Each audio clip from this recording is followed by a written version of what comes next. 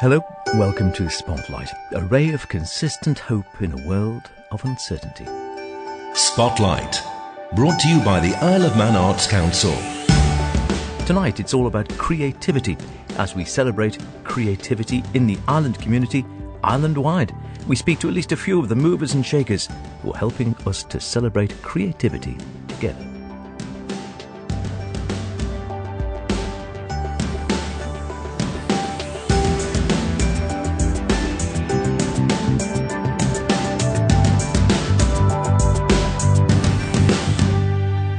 As always, do get in touch with any creative artistic endeavours you may be involved in, planning, hoping to create, or would really like to, all together, put in the spotlight, be they poetic, visual, theatrical, musical, literary, mime, ceramics. Email spotlight@manxradio.com or Howard Caine, Caine, @manxradio.com. So, a great idea to celebrate this evening, and like all good ideas, it's a simple one, albeit not without an awful lot of marvellous work going on to make it happen. I headed down to the villa last Thursday to find out more. Here we are then. You can probably tell we're out and about again, and I suggested at the end of last week's Spotlight we'll be talking all things creative this week. And indeed we are, and we've popped down to the Villa Marina for the launch of what is quite a spectacular island-wide event in many ways, and really is celebrating creativity. So a few people will have a little chat to find out more about this, starting off with, well, maybe you can introduce yourself, Jane. Hello, I'm Jane Critchley and I'm from the Department for Enterprise. My job is to look at creativity and social inclusion. So as part of that, we've done a community project that we've called Celebrating Creativity Together. And it's got several elements. As Howard's just said, we've got the film launch today, and we've got a film that's been made by Dave Armstrong, and he'll have some words to say about that shortly. And this involves loads of people from around the community. We've been filming it for a couple of months now, getting all the footage in. And then after that, we're going to go to the family library where there's an exhibition. And Sue Jolly's here from the family library, who we'll also speak to shortly. And we've got another exhibition at Quails Hall, and we've got one at the Ramsey Town Hall and one at Age Concern in Ramsey. So they're all separate exhibitions, but they're all connected. So we've got Tim Price's music. He's done a symphony, which is connecting the exhibitions and is also going to be shown today at the cinema. So I'd just like to say thank you to everybody in the whole community for everything everybody's done to help. So in particular, in Ramsey, the Northern Dippers have done lots and lots of helping to renovate Quails Hall, and the Prison and Probation Service and the Men in Sheds, the Northern Men in Sheds. So basically renovated the building, put in lights that are now working, and cleaned it up, and 13 trips to the tip. So it's been a real community effort, and everybody's come together to make it work. And then it's just been lovely to see Ramsey and Douglas working together through the different libraries and sharing services and ideas, and involving everybody of all ages, and putting art in everyday places so that people can just access it without going out of the way. And is this the concept in many ways then, this sort of creativity for all? Because sitting next to Nick Dixon here, well known of course, but I mean there's a huge amount of creativity on the island, and is the idea to try and sort of explore that, get that out, and get people who might never really dip their toe into the creative arts before to come and try? Yeah, absolutely. There's been so many people, especially I've noticed it in the Ramsey Town Hall, who are coming in every day and saying, you know, I do art at home, but I've never shown it to anyone, or, you know, I do Japanese painting, or I do lead painting on windows, and different people have got different skills, and it's given a platform. So that exhibition has been almost an open mic for artists, where people have been able to bring their own work and put it up.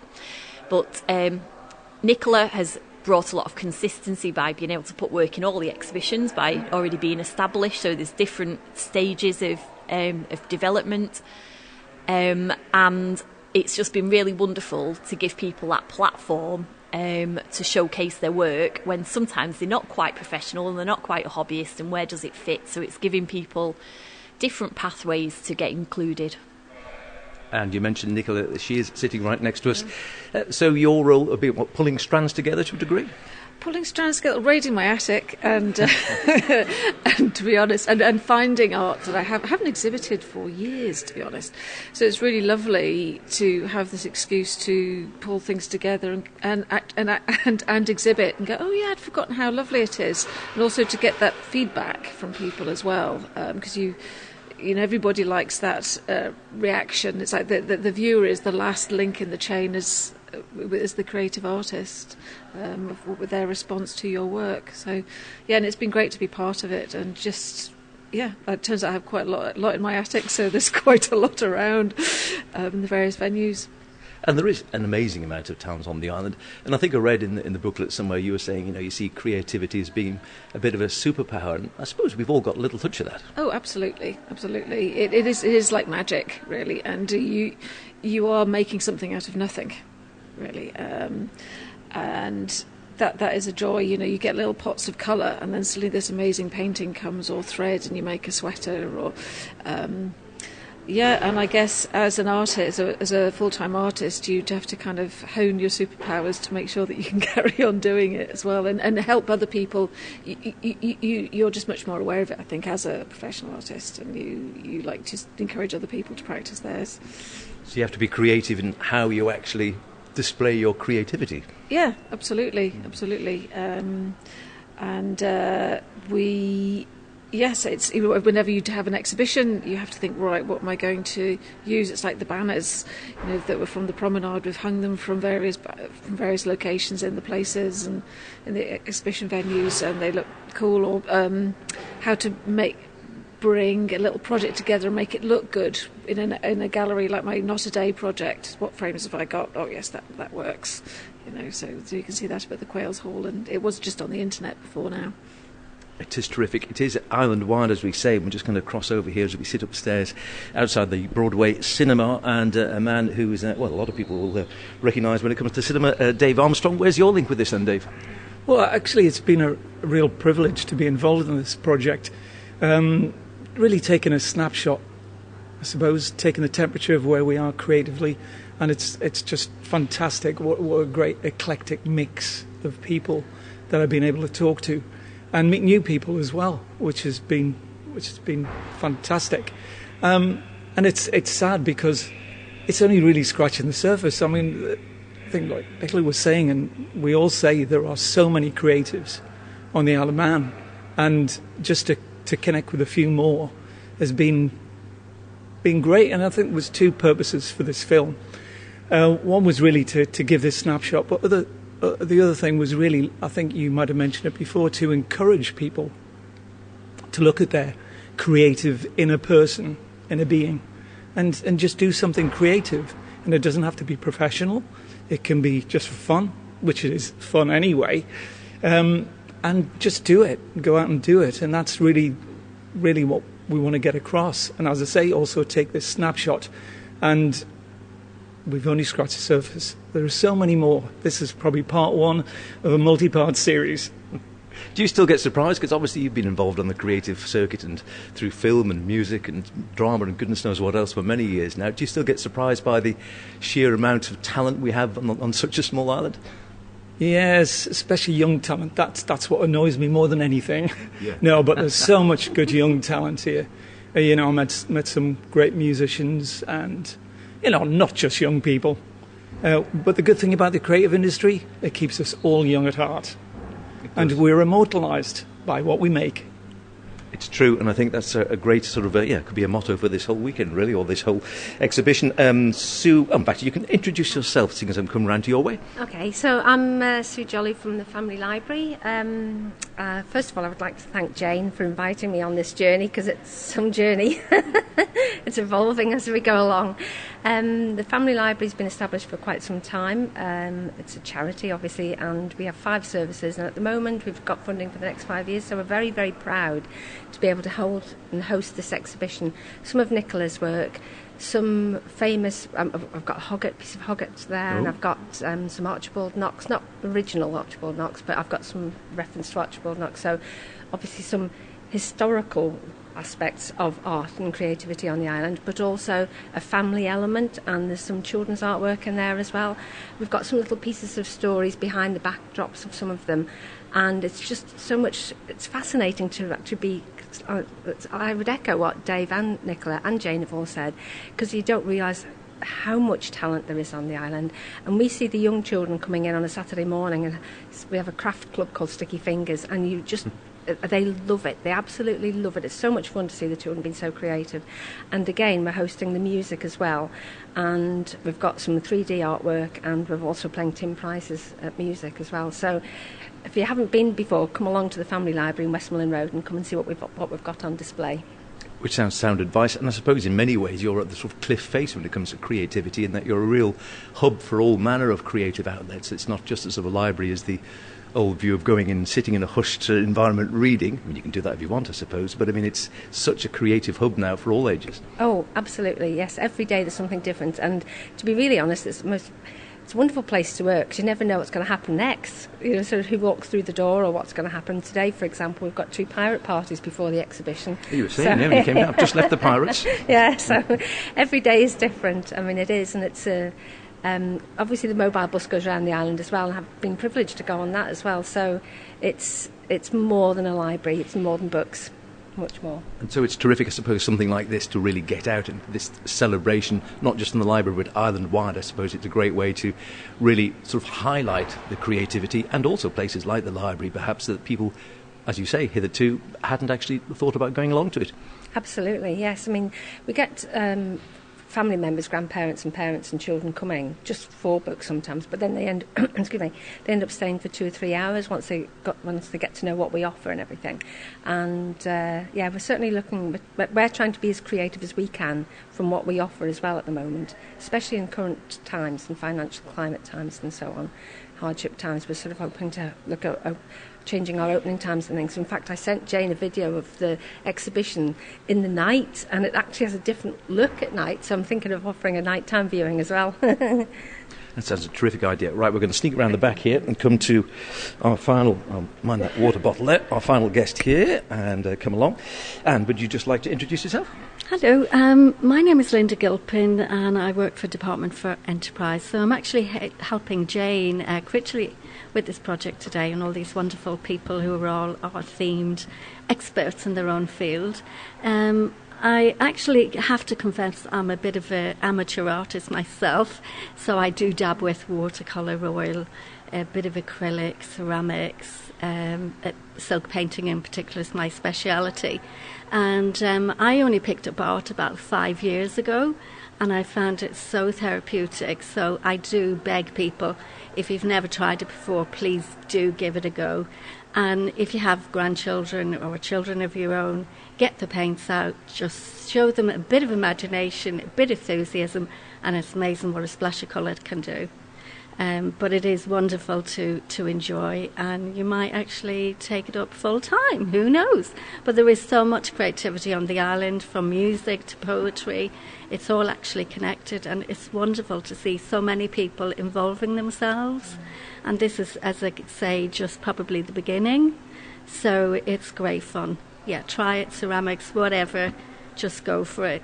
Don't hold back, you only live your life once. Get out there and give it a go. Also, I suppose, something like this, with this whole celebration, which I said is here in Douglas, it's up in Ramsey, it's round the island, something that anyone can dip into. You don't have to be in the artistic firmament, as it were, but also perhaps highlighting the importance of the creative arts as well to, I think, the island or society as a whole, because as Sue was mentioning there, we all know we're in fairly tough economic times. Quite often things like arts are the first to suffer.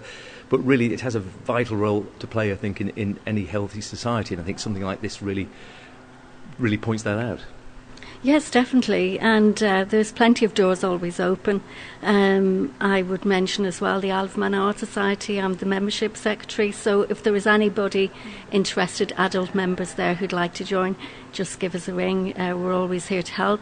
Loads of very talented artists are there on tap just to encourage people. And we don't have competitions. It's just basically everybody helping each other evolve and get better. That's the one theme, is helping and encouragement, definitely. Lovely. I'll just sweep back to Jane for a final word. Well, Jane can come out to me, but we're all playing musical chairs here, which is great fun, terrific. Really is, as I say, island-wide then, Jane. If people want to find out more, want to get involved, want to find out more details, get along to some of the venues, give us some sort of times, dates, how people can get involved and see what's going on. Yeah. Well, the exhibitions are all independent but connected. So Quails Hall is open Monday to Friday, and I think it is 1 o'clock until 3:30, and then it opens on a Saturday as well for part of the day. So that's been well publicised. There's posters all around, and it's on the social media. Family Library is open during the normal hours for Family Library, so you need to go on the website to check that. And the town hall is open during the normal hours as well, the point being you can just go in and out.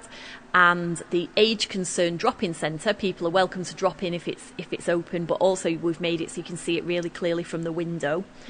There is going to be a booklet that's hopefully going to be launched along with the link to the film, so there should be somewhere online where that's going to be accessible to be able to engage, and people can contact me direct. So I'm jane.critchley@gov.im, and I'm happy to be the link and to connect people up. And just to say about a little bit about Linda's role with the way that we've been able to help is through something called corporate social responsibility through our Investors in People group at the Department for Enterprise. And that's really fantastic at engaging the community and making sure that we can do things that we're not really always planned from the very beginning. So the whole project, as Sue said, has been quite organic. And I think that's been really an important part of it, that somebody will do something and then someone else will add to it. So we've had poets writing about art, and we've had ideas about the music developing into Tim's symphony being played at the cinema. So it's been very evolving and organic. So if anyone has got any ideas that they think, oh, you could do this, or you've missed an idea, please do let us know, because everybody's keen to involve everybody and develop ideas together. That's what it's all about. Everyone getting involved in whatever creative outlet they enjoy, making the most of it. And of course, as we're hearing, it's not a one-centre project. Artist Michael Starkey has been instrumental in transforming a well-loved space in Ramsey, Quails Hall, as he explained, to the inimitable and considerably more attractive version of me on this very show not that long ago, Sarah Hendy. One day, sounds like a fairy tale, I was swimming in the sea with the Ramsey Manx blue tits, and all of a sudden this was mentioned, and I was descended upon it, but all these blue tits came in with robes and things everywhere, cups and saucers, stuff all over the floor. But on a more serious note, the main thing I wanted to do was to try and get back lots of the heritage to people who had loaned to the hall. So we had to catalogue all that, and then we set about how I was going to do this. So there was no seats or tables or chairs, nothing at all really. So it was I had a very small budget, which you would hardly buy, but it was a very generous budget, but not much. I was tipped off about these chairs, about they were up to go from the Douglas Library, so I got all them. The tables kind of came through one of the swimmers off Derby School, because they can't sell this stuff, but they donate it to a charity. And then we worked about with the Department of Enterprise when things needed painting, so lots of the girls rolled their sleeves up and mopped floors. It was like, I wish we would have filmed it. It would have made a great movie even. And I can't thank all the people who have helped enough, really. And the next step was to put hanging rails up. So that again, it was a budget, and Men in Sheds did that. Gosh, that's Picture really hanging good. rails up, and the Department of Enterprise give some money towards that. And then, but the painting at the loos at the back were pretty dire. So community service from the prison did that. And then we had the prison workers came down, painted all the railings outside, and slowly but surely it started to take shape. The piano was donated, and I got that tuned by doing a couple of drawings for the guy that did it. The organ I bought in an auction. That organ was played at the end of the Queen's Pier when the boat came in. No way. That's something like 1890 or something. I couldn't take the exact date. So the whole thing really has been a fantastic community. And there was a little bit of money left over with the town hall budget who were involved with the enterprise. And they paid an electrician to come down and change the bulbs and the lights. Oh. And we had other electricians popping in just to help and putting lights up out the back. Mm-hmm. So the whole thing was done on a budget, which is remarkable. The next step, of course, was to try and get the paintings. Mm-hmm. And I wanted something completely different. When people came through the door, I wanted a real sort of wow factor as well. So sort of due to the contacts in the art world, I contacted people, and then Jane said to me, could I paint 27 paper carrier bags, which are all around the room. I had 3 weeks to do them. Gosh. Working at night time. You have had your work cut out, haven't you? And you've got names in this room, like you've got Nicola Dixon, you've got Laura Moon, you've got sculptures by a little craftsperson called Mara, which is really, really great, and Peter Davies. He was head of art in Liverpool. And he had actually done some work, and his wife Jo Davis does the illustrations for the book Stories of Stone. Of course. And his partner, but she did all that. And so I contacted Peter and said, could he bring something in? Well, he painted 3 churches to me, and they're absolutely remarkable. Yeah. And the Speke Airport down there, these are some never been seen before, some of this stuff. So I dug out some of the fabrics. In the corner there. They are gorgeous. And that was the hand-painted board, and that was the dress which made into, which was lucky enough to get modelled at Marks & Spencer's fashion show. And that velvet, the feel of it's a strawberry print that you've done with lots of other little berries in there and everything, little blossoms, and the feel of that fabric's gorgeous. It's lovely to see the diversity of your work, but also things that have been contributed by so many others and names that people recognise as well. One of the things I'm really pleased with was that we contacted Jacqueline Murray Grace, who, as you know, is just remarkable, absolutely remarkable, and she'd written the poems about one picture or the theme of the pictures. So they're all littered round near the works as well. I mean, we have one in the corner here looking out towards the Point of Ayr. Oh, yeah. One of the things I was thrilled to get was, I was lucky enough to get to borrow one of the exhibitors who doesn't want to be named, or a friend of the exhibitor. She loaned me the tutu which was danced at the Royal Ballet, Covent Garden, Coppelia, and this is the original dress that she wore. The whole thing has just come together. The artists have been fantastic, and I can't thank the artist enough for work. And we needed something up on the top up there, so I'd done some work for the railways and holiday posters. So we used it up there, and then we dump everything's hidden behind there, stuff we can't use. But all the artists that came forward, and I'll give a little thanks to the Manx National Heritage, who came in and put a little pop-up display for us in the corner, which is really, really interesting. And the tablecloths and things we borrowed. I suppose this is only the beginning, isn't it? It is only the beginning. What's on the horizon for this space now? Well, I've been contacted by a couple of groups, and I was hoping to work that. I've been contacted by the Ramsey Grammar School to they'd like to maybe do an exhibition. I've got the new head of art coming to see me. I've got numerous other people contacting me about doing little flower workshops or little pictures as well to try and keep it. What we've gone for is just something completely different for the town, really. We want something vibrant.